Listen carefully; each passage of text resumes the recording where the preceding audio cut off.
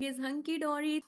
I think it's going fine. I'm a little bit drowsy, but it's fine. I'm excited to have this reunion. So So why are yeah, you drowsy? I mean it's pretty hot in here. The temperature is quite high, and yeah, you know how it is, right? When we face heat in our country, it gets quite extreme, and it can get quite tiring. And one thing about Kerala is it's quite humid, and humidity leads to sweat, and sweating leads to exhaustion. Yeah, So yeah, it's true. it's inevitable, but at the same time, this is a happy surprise. How the last time we talked, I think you were doing your Diwali preps, right? Yes, yes, it's Oh, been a long time. how did the hosting go? You were the MC, right? You remember all the conversation. Yeah, So I you have an elephant memory. you should have been told the opposite, but I remember this because we practiced it, right? We talked about it, and yeah. So how did it turn out? Yeah, it went well. It was amazing. I used a lot of new words you told me. So it was captivating, amazing.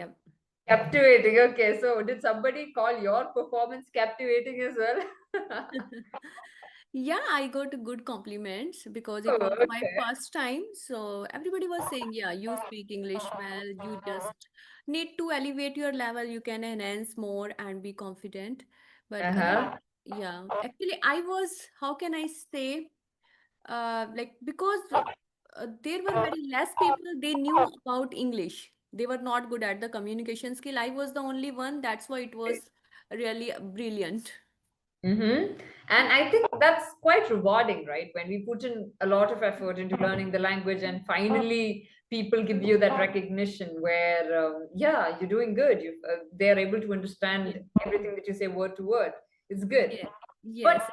There is a quote, I don't remember. When you are the one among all the, there is particular idiom. I don't know what is that. I'm looking for that.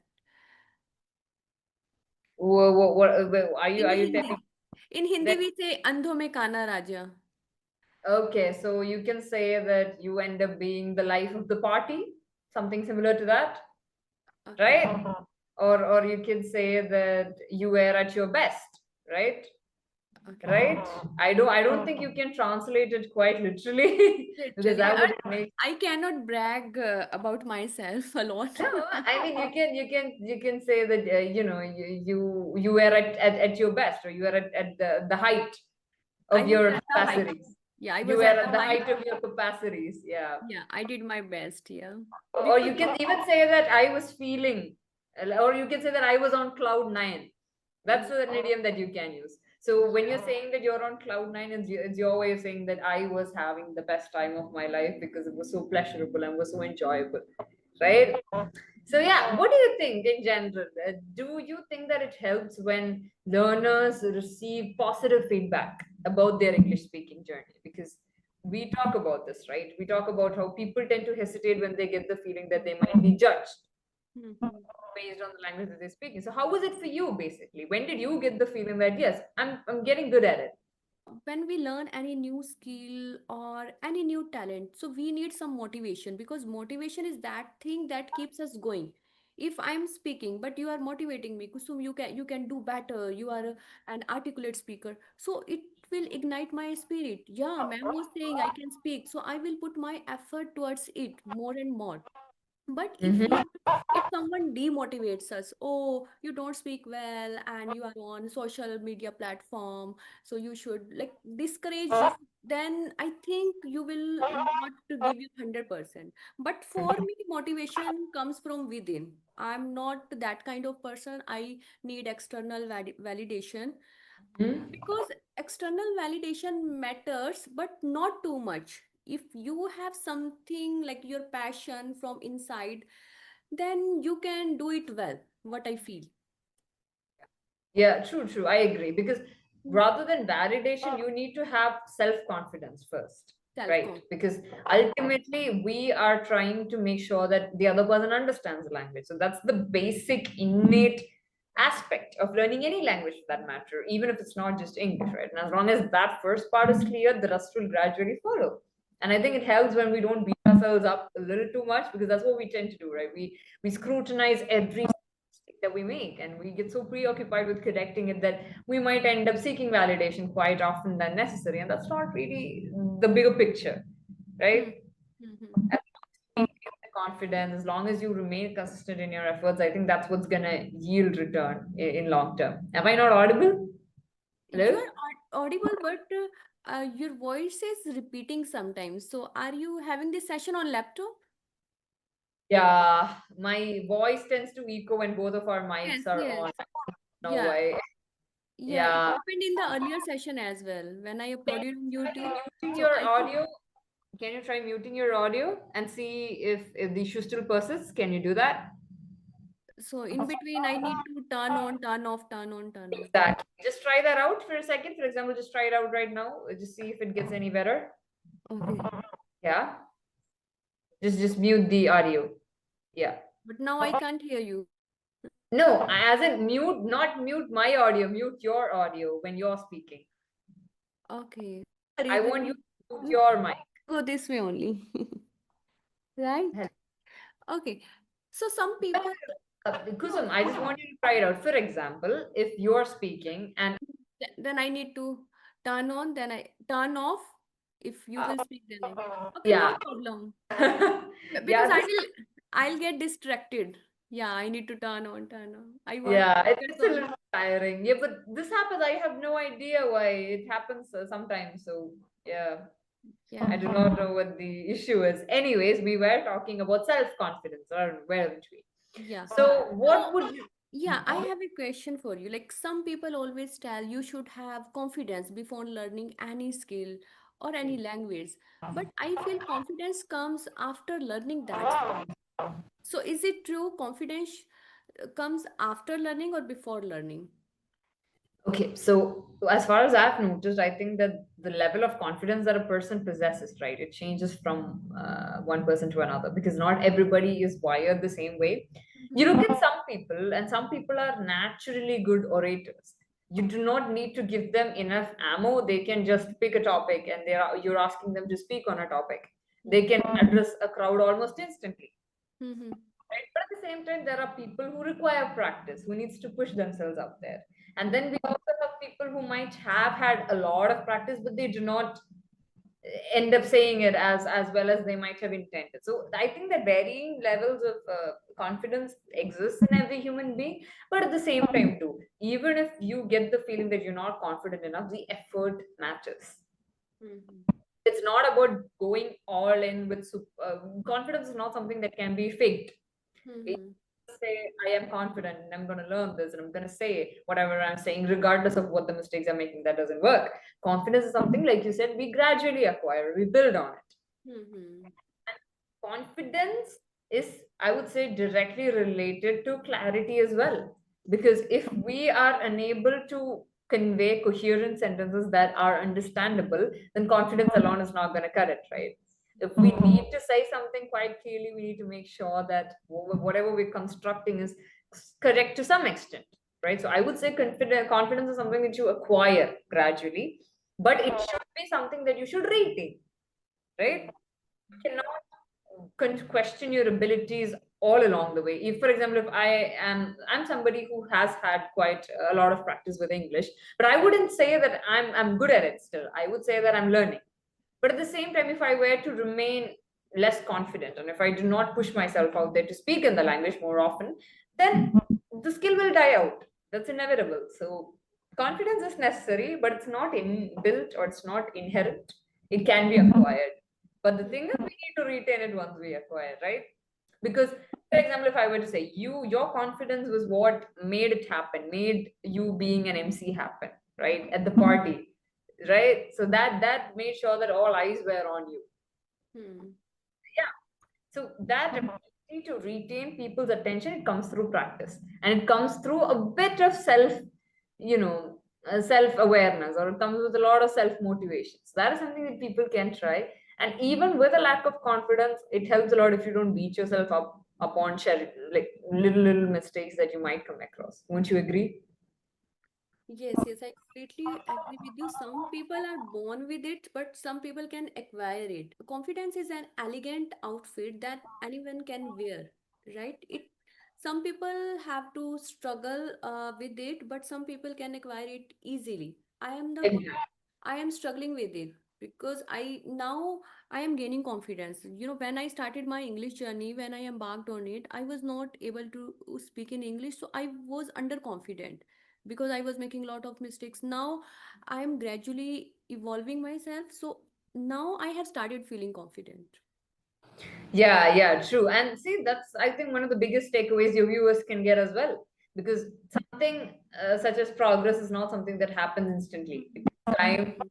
gradual build-up is there. And yeah, ultimately, won't you agree, Kusum, that talking to other people a lot in the language, that is what's going to help a lot more than just, trying to stick to the textbook, because we need to push ourselves out there, right? We need to engage with people as much as we can, even if we're not native speakers of the language, because that is what's gonna give you a sense of dealing with unpredictable situations, right? Won't you agree? Rather than just reading something on paper, it helps a lot if you can practice it with another person, right? Yes, I always feel that we should learn a language the way we learnt our mother tongue, right? Mhm. Just learn it. Speaking will come by speaking only. You Absolutely. write when okay, you write, you read, it gives you a great sentence structure and good command over the vocabularies. Mm-hmm. Because you will learn how can we frame the sentences better, and when you read one word many times, it is easy to retain for a long time. So Mm-hmm. I cannot say reading doesn't matter, it matters, but without speaking, it is nothing. It is useless. It is completely futile.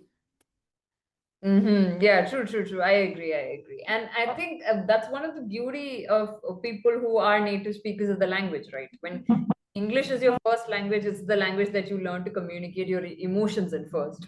But for us, it's our mother tongue, it's our native language. When Yeah. we are feeling sudden bursts of extreme emotions, be it happiness, be it sadness, the first instinct is to communicate with somebody who might share that same level of linguistic accuracy as your mother tongue, and most likely it's somebody from your family that you would rather open up to, right? So I think that's one of the beauties of acquiring a language initially, at least from a very young age. But at the same time too, English is such a flexible language that you can mold into any situation. That is what I believe in. You look at a professional setting, English can be molded in a lot of ways. You talk about a peculiar incident that happened in your family that you wish to narrate to a large audience, you can use English for that as well. Peculiar incident, what is it? Peculiar. So peculiar means it's a way of saying uh, less normal, in the sense when you're referring to something that's abnormal. I mean, it's a pretty common word. Uh, Yeah, yeah. That it's something that you cannot use in a normal context at the same time, because you need to refer to something that's abnormal. So when I'm talking about a peculiar incident, it's an incident that you don't come across regularly. That's how you use it. Yeah. yeah. See, this is one of the biggest perks of the language. One word can be used in a lot of ways. For example, something interesting that I came across was the word right. Okay. So you look at the word RIGHT, right? There are so many ways in which you can use that word. Mm. So I was engaging with a student, and what was interesting was he ended up asking, "Okay, which right did you mean?" And that's when I got to thinking, okay, Mhm. okay, Yeah, um, and before the session, I was watching one of the videos of Priyanka Chopra with Ranveer on bare biceps. It was really amazing. I didn't want to leave in between, but my session was about to start, and the way she was speaking, it is really articulating her thoughts. incredible. Yeah, she is an articulate and confident speaker. And Yeah, true, the true. way, Yeah. the way she expresses her ideas, it is really commendable. And Yeah, yeah, absolutely, absolutely. And it helps when you are calm, poised, and taking breaks in language. When we speak, right, we tend to get quite worked up over it. Like I speak quite fast. So the way she does it is quite beautiful. She takes the it's pause. beautiful. Her accent also captivating. Yeah, and she was just talking about relationship. All right, okay. We're getting into a juicy topic. All right. Yeah. So Okay. Okay, so you tell me, what have you learned from your relationship? It could be anything, your family, friends, relatives, or special one. Yeah, I think understanding is one of the key takeaways of any relationship for that matter, in order to understand where the other person comes from. Because with a lot of the times, what happens is it's a basic human nature for us to find the right in what we do rather Mm-hmm. than finding the right in what other people do, right? And most often, when you are in the wrong end of things, it's quite nice to be reflective and to try and be understandable. And I think any relationship, even if it's with your family or even if it's with a loved one, it's adjustment at the end of the day. Yeah, over the love, over the passion, the adjustment needs to be there, right? You need to make sure that you are accommodating the other person's or the other group of people's needs as well, because we as humans, we cannot be solitary beings. We need to have somebody or a support system in life. And even if we are independent, even if we are alone, at the same time too, we need to converse with people, we need to engage with people. So that level of accommodation and adjustment is what's going to pay off ultimately. Of course, I could be completely wrong in this front, but this is what life has taught me. I think. I mean, would you agree though? Adjustment's one of the key driving forces behind any relationship, right? Yeah, yeah, I completely agree with you. And even you have answered the same as Priyanka Chopra gave, because she was, Okay. yeah, life and relationship is all about adjustment. That is the Mm-hmm. beauty of relationship. And in every relationship, I feel honesty is the best key, right? Mm-hmm. And secondly, like being real, what you are feeling. You should have the ability to call out someone if someone is not behaving in a certain way and that is not acceptable. And what I have learned from my relationship is that smiles through everything, because Yeah. that, good time, bad time, these all are a phase of our life. It never lasts forever. Mm-hmm. And whatever comes your way, just embrace it and go with flow. Totally. I agree. I agree. And this is something that we can apply to English speaking as well. Yes, we yes. can we can say how you need to understand, or even if you can help someone else who's a beginner, right? Don't Uh, hesitate to try and point out the mistakes in a respectful manner. Rather yes. than being condescending, we can try to make it respectful, right? And make it understandable. And I think that will help in the long run.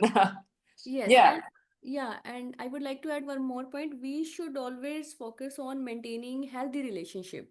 I was growing up in a joint family, but Mm-hmm. relationship were not much smooth. But my mother always used to remind me, Kusum, like confrontation, disagreement, these all are a part of relationship. If you are not liking someone, so you should not misbehave, because Mm-hmm. they are our family, right? Instead of stepping back, you should move forward to build Mm-hmm. that relationship and maintain a good bond. If Mm-hmm. someone is choosing like step away, then it is fine, but Mm-hmm. you have to give your 100% in every relationship. Mm-hmm. Yeah, Yeah, totally. I agree. I agree. And I think that is what's going to help. But you also need to make sure that the other side is also equally contributing, fully, yes, right? yes. Yeah, it should be a quid pro quo, or how do you say? It's a give and take. Give and take. Yeah, every Yeah. relationship is give and take, whether it is Yeah. sibling, family, special one. Yeah. Yeah. So thank you for this beautiful session. I think we talked about quite a lot of real life, yeah, things that we face in real life. We had quite an insightful session today. So thank you so much Okay, for lovely talking that. to you. Bye bye. Yeah, yeah, and I'm really sorry for the technical glitch. I hope it No doesn't problem. happen next time. So yeah, Yeah, as always, yeah, it's it's a fun. technology. Sometimes it's a boon, sometimes bane, right? I like how you use that phrase. Now that's what we call an idiom, right? So yeah, keep going, keep going. So yeah, Okay. hopefully we'll meet again sometime. So yeah, take Yeah, care. sure. Bye Bye. bye. Bye Have a bye. nice day ahead.